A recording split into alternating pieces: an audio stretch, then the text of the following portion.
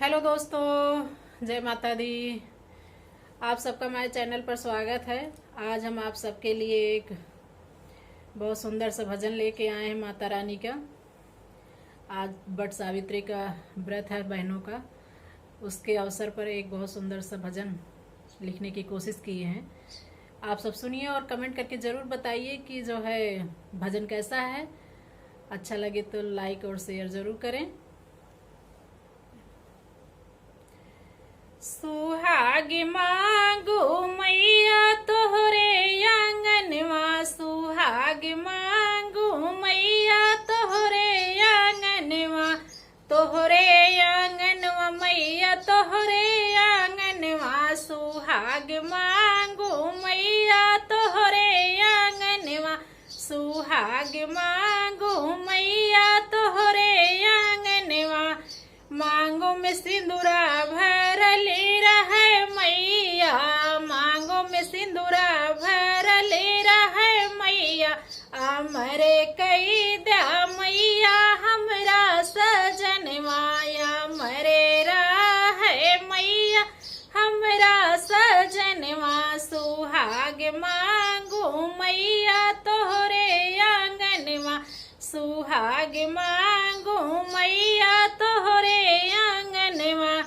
माथे पे बिंदिया सजली रहे मैया, माथे पे बिंदिया सजली रहे मैया, जोड़ी में रखना मैया हमरा सजनवा, जोड़ी में रखना मैया हमरा सजनवाया, मरे रहे मैया हमरा सजनवा। सुहाग मांगो मैया तोहरे आंगनवा, सुहाग मांगो मैया तोहरे आंगनवा।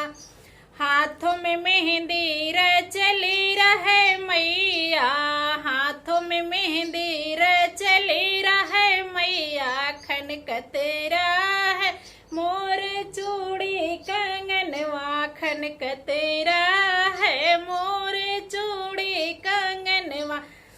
सुहाग मांगो मैया तोहरे आंगनवा, सुहाग मांगो मैया तोहरे आंगनवा।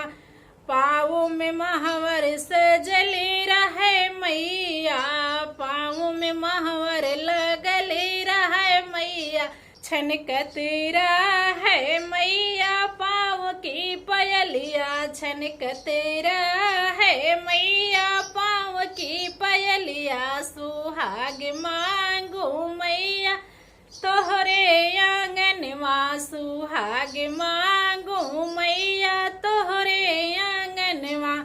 सर पे चुनरिया सजले रहे मैया, सर पे चुनरिया सजले रहे मैया, या मरे रहे मैया हमरा सजनवा, जोड़ी में रखना मैया हमरा सजनवा। सुहाग मांगो मैया तोहरे आंगनवा, सुहाग मांगो मैया तोहरे आंगनवा। जय माता दी।